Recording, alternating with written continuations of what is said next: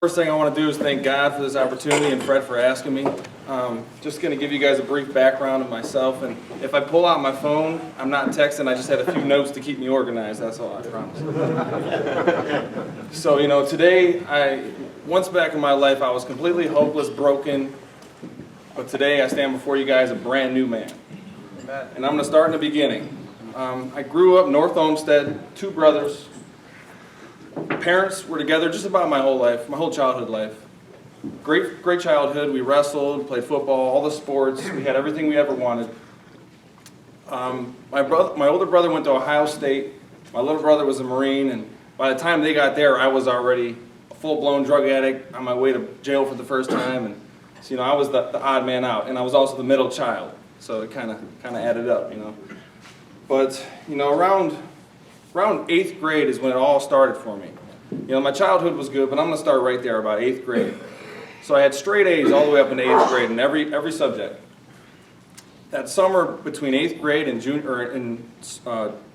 freshman year, I just took a different turn. I saw the guys from the wrestling team, they all like to have a little extra fun. I saw how much fun they were having, I just didn't know what they were doing to have all that fun. So, I reached out and I wanted to find out. Always ran with the older kids. So, it led to one day, I started drinking and smoking pot, and that's where it all began. And that was before freshman year. And on that journey for the next few years, I went from 8th grade to 9th grade. I instantly had straight F's, 0.0 GPA on my report card for 3 years. And that was how hard it hit me. I was experimenting from everything you could imagine. Every drug, I was a hippie, I was a gangster, I was a cowboy, I was everything in high school. And I fit in with everybody well, but the drugs and the alcohol, that was where it all landed. It got me into every group I wanted to be in, I could fit in wherever I wanted. And I don't know if I needed that for comfort, but I took it anyways. So, fast forward up to my junior year, I was a little wild and, I moved out of my house. I didn't live at home from about 14 on. I was bouncing all over, the west side, the east side, apartments here, apartments there. And I ended up living with this girl for about a year, and I got her pregnant. And mind you, I'm a junior in high school. So, everything was scrambling real hard, and I had a son my junior year. And at that time is when I made my choice, is that I'm going to take this, and I'm going to become an all-star dad. I'm going to do everything I can. I'm going to make it for him. So I got out of junior year. I went into my senior year with like 6 credits for high school, and that came from a work program I was in. So I got those actual credits only working, not even from school. And that senior year, I made up 3 years of high school, and I ended up walking with my class and graduating. So, but that wasn't Christ yet. I wasn't there yet. So, but that was just, it was Christ, obviously, but I wasn't saved for years after that. And my life came to a complete stop as soon as I graduated my senior year. I broke up with my prom queen, and so I was real depressed, and that's when heroin came into my life. I was 19 years old, just from experimenting all through the years, that's where it led me. I was working. I don't know if any of you guys ever had those guys knock on your doors with like a really beat up pickup truck and a freezer in the back trying to sell you guys meat. Yeah, that was me one time. So that's where my life went downhill, was when I started hanging out with those guys, and I really got hard on heroin. And when I say I was doing heroin, I was doing heroin. I robbed every single person I knew. I hurt my family. I drugged them to the grave, literally. There wasn't a thing I didn't do. There was a moment where I was withdrawing off the drugs, and I sat in my car with a loaded revolver.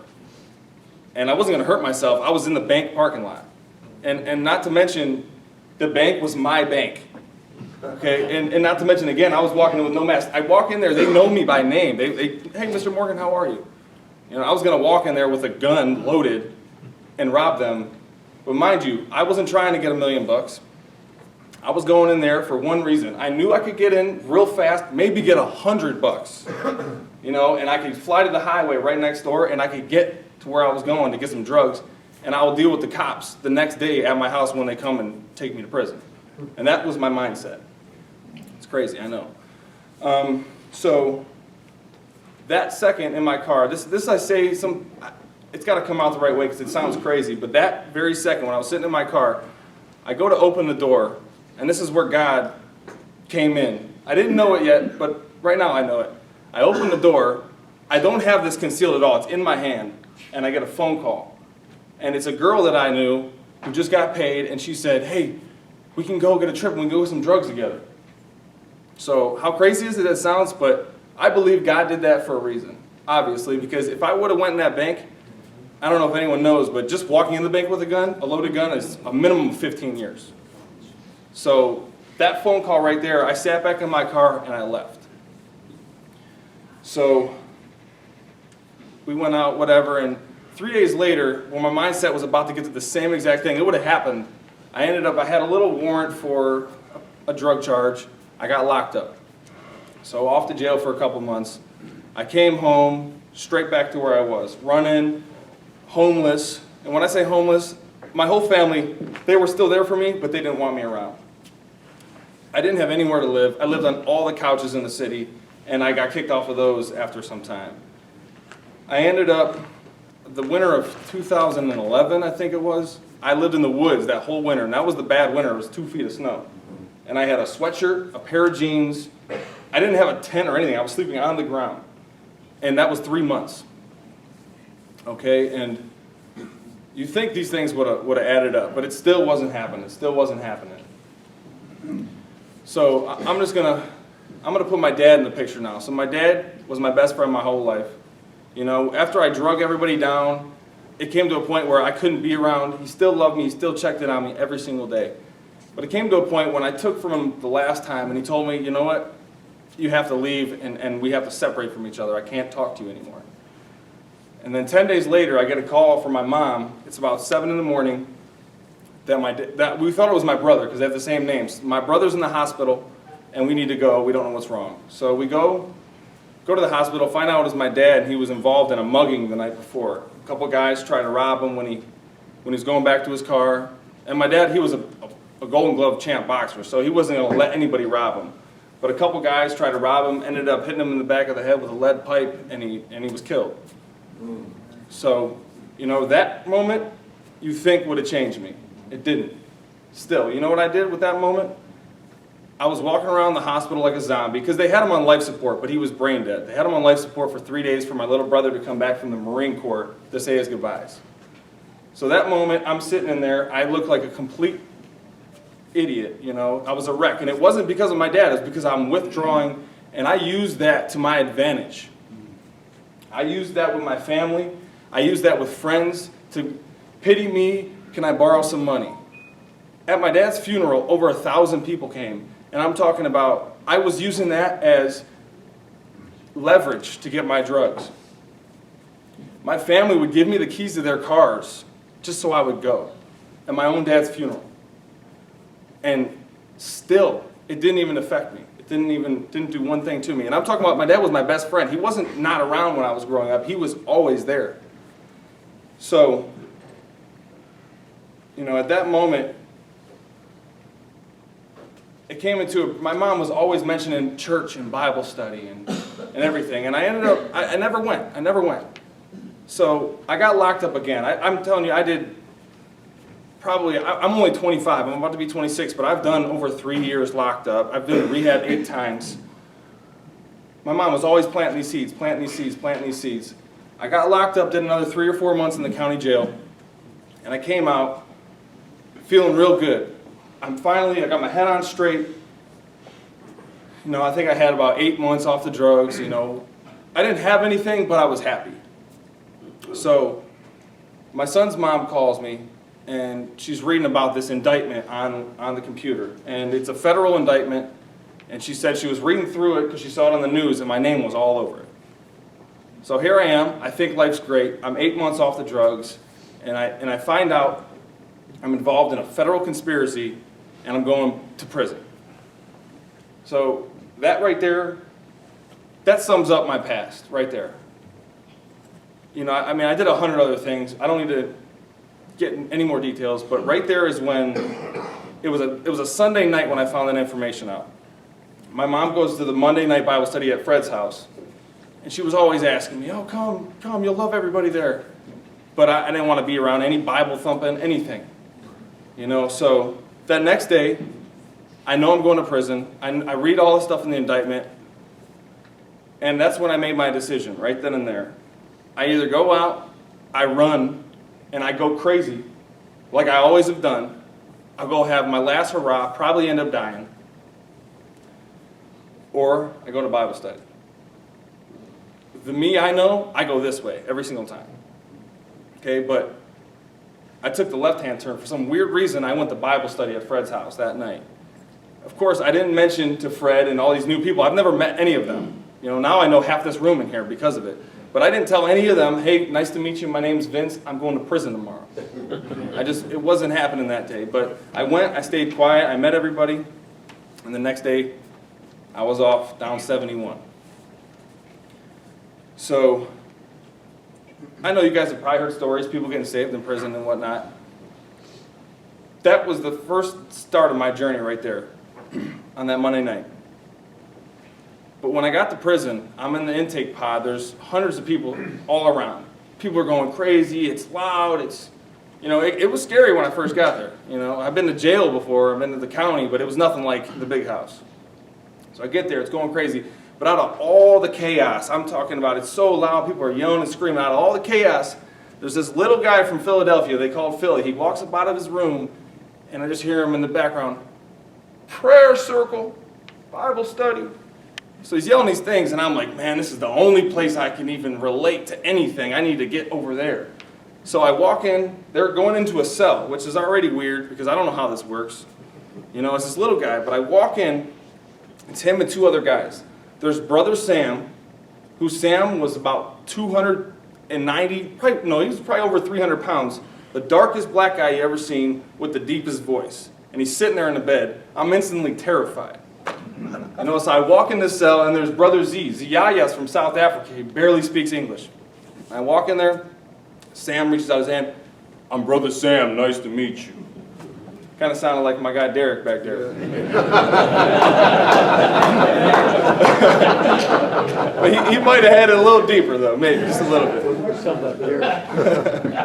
But, so I sit there for we had a 30-minute little Bible study, a prayer circle, and it was real. I felt the connection. I wasn't saved by any means. I was a Christian for about a week. At least, I don't even know if you call me a Christian yet, but I just started my journey then. So for the next year, I'm waiting. I don't know what's going on. My mom signs me up for this retreat for a weekend. A little weekend getaway. Through the church, and a lot of people here have probably been on it. That's right. So she signs me up. It's a year away. The judge told me the day I went to prison, he said, "You're facing a minimum of 10 years to life in prison." Okay, so my mom signs me up. It's next year. I said, there's absolutely no way I want to make it. I'll pray for it, but, realistically, I'll go when I get out, and if I'm 40 years old, by then, I don't know. So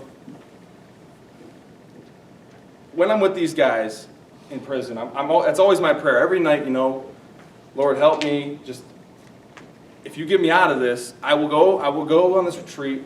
I will give my life to you, and I will not stop. And that was my prayer for the entire time I was there. So in the mix, I'm with these guys. We're running around, and everyday Bible studies, prayer circles. There was times where we would have to come out of the cell, and we would have 30 guys on the unit underneath the big staircase praying together. And sometimes it was just us three.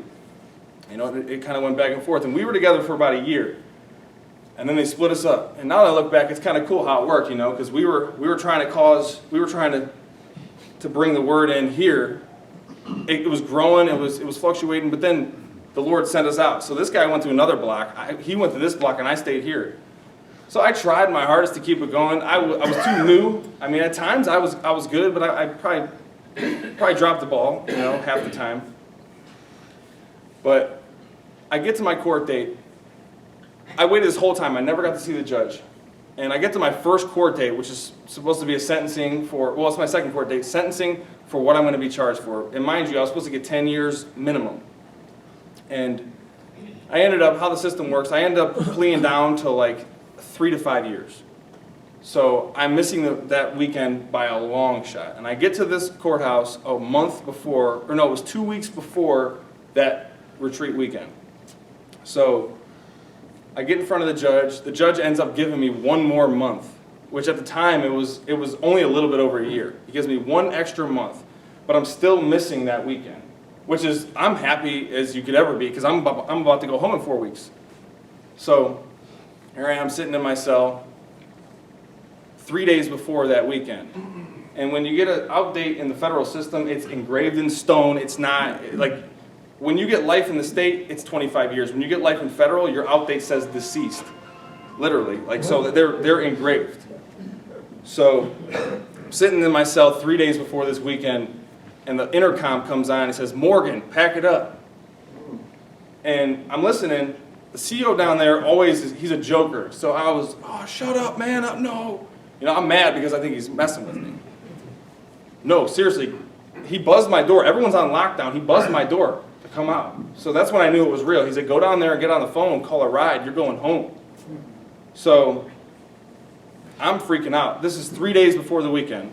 But still in my head, I have 2 more warrants in 2 different jurisdictions. And how that works is if I get arrested in one place, they take me to jail and let me go. They have to call that place, and they're going to be there just pretty much give me a different pair of handcuffs walking out the door.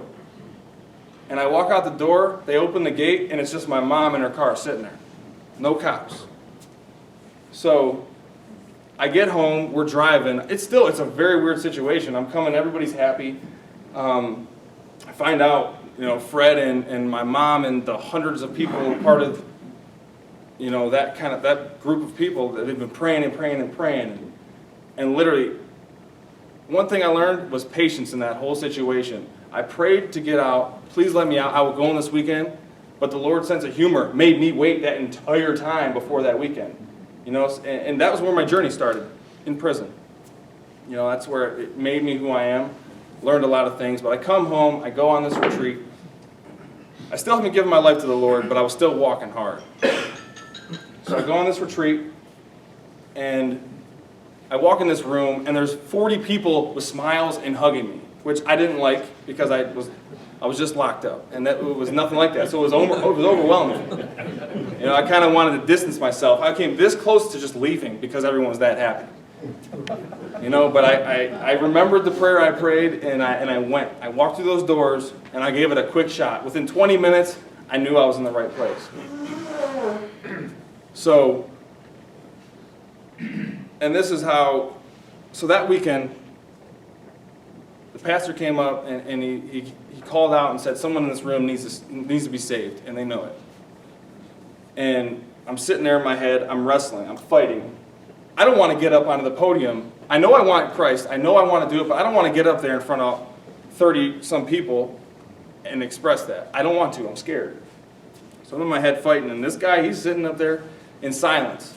I'm waiting, and there's everyone just sitting there in silence. And I'm fighting myself back and forth, back and forth, back and forth, just the fear from standing up. I'm waiting. So, I knew it. I stand up, I give my life over to the Lord, and I thought that was it. I thought I'd just get to sit back down, but next thing you know, I got 30 guys all praying over me. And that connection right there was, the feeling of that, it was just unreal. And it was instant. And I'll tell you how instant it was. That weekend was over with. That Sunday night, a guy comes to me and he says, "Hey man," before we even leave the retreat, I'm not going to give any names, but he comes to me and said, "Hey, if you need any dental work," so, "if you need any dental work, come see me." And I've never had a cavity in my entire life. But I knew I had some problems going on. There was a lot of years that I was messing around doing drugs and not taking care of myself. I knew I had some problems. And all I said was, "I don't have any insurance. I don't have anything." He said, "Come see me. I am your insurance." Ended up putting me all together, for nothing. I don't even think they took my name at the reception's desk. Yeah, or whatever desk, I think. Reception, I don't know. The receptionist. So that was Sunday. Monday, a guy calls me from the same group of people and says, hey, come work for me, you have a job. Tuesday or Wednesday, I get a call from another guy, and mind you, I didn't tell the dentist anything, I didn't tell this guy I needed a job, I didn't tell this other guy anything. They just knew who I was, where I came from. This guy calls me, hey, what are you doing? Oh, I'm just sitting at home, I'm gonna come pick you up, let's hang out. He comes over here, and next thing you know, this guy is taking me to a car dealership. You need some wheels, we gotta get you to work. So within 3 days, I got dental work, I got a job, I got a car. And you think that's enough. Oh man, and it kept coming. I hear about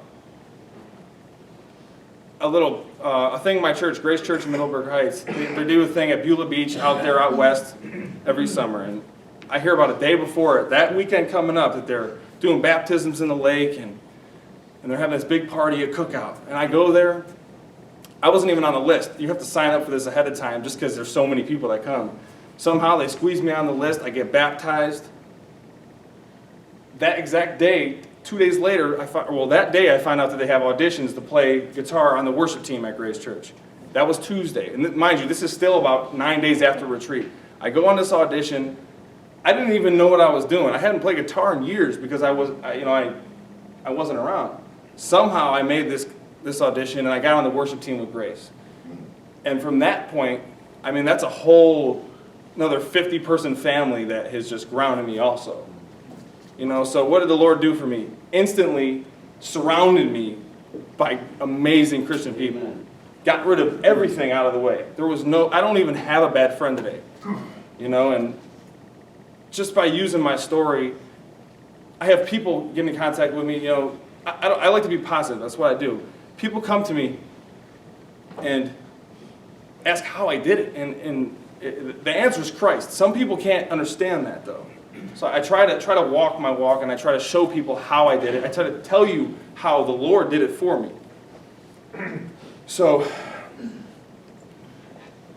and it's just overwhelming. I mean, I've been asked to speak a few different places. I've been on a thing called the Heroin Awareness Team, where I've spoken to schools of 1,000.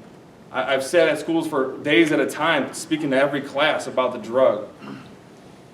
And why a guy like me, where I was at, I'm in a room right now with people like you guys, and how I know half of you, I have no idea. It's crazy to me. And I'm not saying you guys are all perfect either, because I know there's a lot of people in here with problems, big problems. Everyone, we all have problems. But I can stand before you right now and tell you what my life was, from as hopeless as I was to now. Anything is possible. Any miracle is possible, no matter what you're going through. If your heart hasn't stopped beating yet, there's still miracles to come if you make that decision. And married, own your own company. Yeah, and so here's the more of the twist. So I met a girl a while ago, and not only was she just an amazing Christian woman, but her dad's a pastor. So first thing I did was, as soon as I found out, I met her, I found out her dad's a pastor, I somehow sneaked her number from her or for someone else, and I went and I met up with this guy.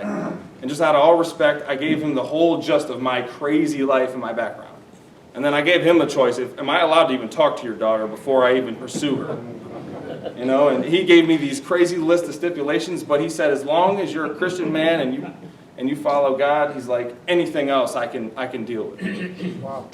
And he's my best friend now. If I'm not with her, I'm with him. But mind you not, 3 weeks ago, I married her.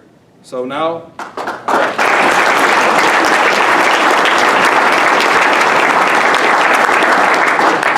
thank you. And she thinks now that we're married, she tried to come here today, but I told her it was a little weird of a situation. Well, I'm your wife. I can go anywhere with you. Maybe next time, But, and just how the Lord's worked in the past 2 years also. I started making close to minimum wage. I just got some skills, went with my trades. I just tried to work as hard as I could. And then I felt the calling. I had a winter job and a summer job. In between those, I did a side job for a guy, another Christian guy. Did a side job, and from that moment on, I said, I'll never work for someone else. I want to start my own business.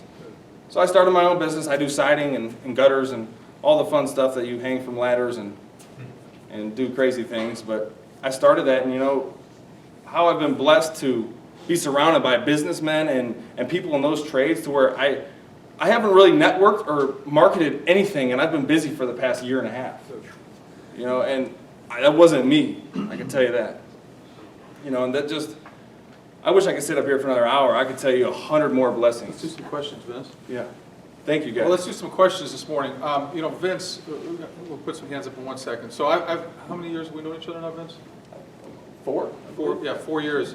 Had a chance to see the power of God in Vince's life. A number of you that know Vince in here, it's amazing from where he was, he shared where he was, to what led him to the Lord, to where he's at today. And it's just a true testimony to the power of God. The Bible says God doesn't have favorites. He honors His word. What's available to Vince is available to each one of us. And that's the beautiful thing about our God, you know. So at this time, I'd like to just take some questions. Vince is very unique, and we've seen what he's done in his life. Go ahead, Bob. Vince, when you approach another person who was on heroin as you were, how would you approach that person to get them turned in the right direction? Biggest part of that, you got to be their friend. You know, they're not going to listen to anybody if you try to shove something down their throat. I mean, that's just a fact. It took me 8 times in rehab and a couple of years in jail just to finally think about it. You know, it's because people try to force me into it, and it wasn't. That's the hard part about heroin and other addictions. You know, you got to want it. You know, you can't. No one can do it for you, no matter what. You could do it to please somebody, but you're going to end up right in the same situation. And Vince, about a year ago, I had 6 heroin addicts living in my house. I had people crammed in the furnace room. A good friend of mine named Tyler, he's been in rehab maybe 6 times. His mother is one of my best friends. We go to Grace. He's currently on his way to maybe 2 years in jail for breaking probation. I have a feeling, he was arraigned yesterday, I have a feeling he's going to be out soon. And he's fallen away from the Lord. He's got questions. But I wanted to ask you, maybe in the weeks to come at Grace, if you can spend a few minutes with him. Oh, I mean, that's my favorite thing to do. Especially, that's the best situation. You know, I love that. Yeah. So, I'll be around afterwards. I'll give you my information. Okay, Yeah. thanks. No problem. Appreciate it. You still connected with your son? Oh yeah, yeah. I'm sorry so much was going on, but I have him.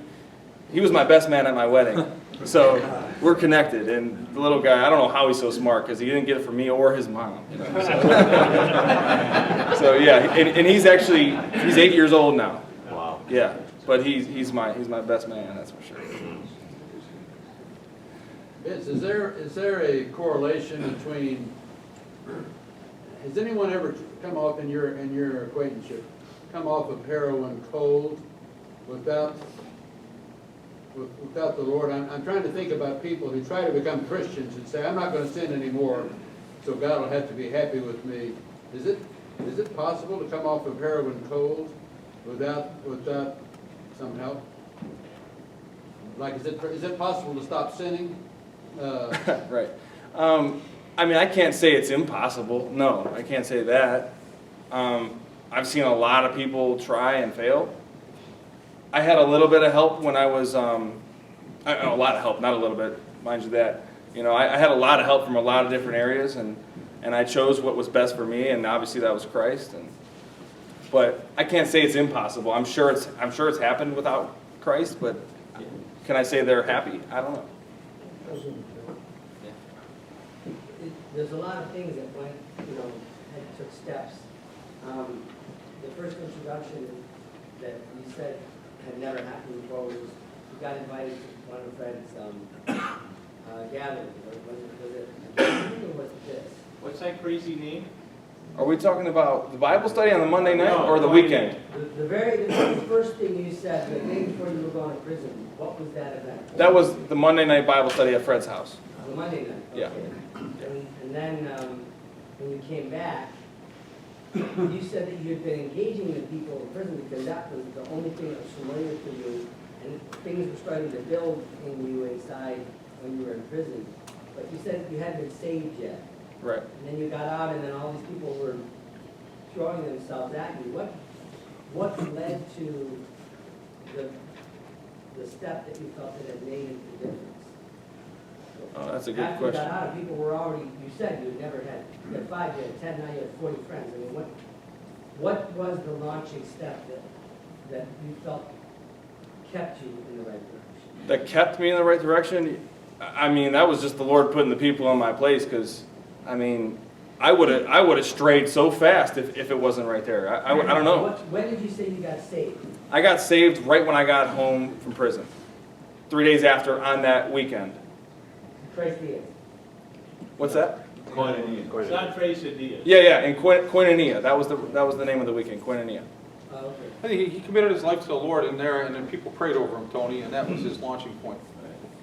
Because there's a lot of people that are blaming the prescription drugs on heroin, and it's so complicated, so deep in the emptiness of individuals. It's not just that someone gave you pills, it's the emptiness. And what we found is the message that we need to help share with people, that it's not just about whether you have access to the problem, it's what's inside that you found and you filled.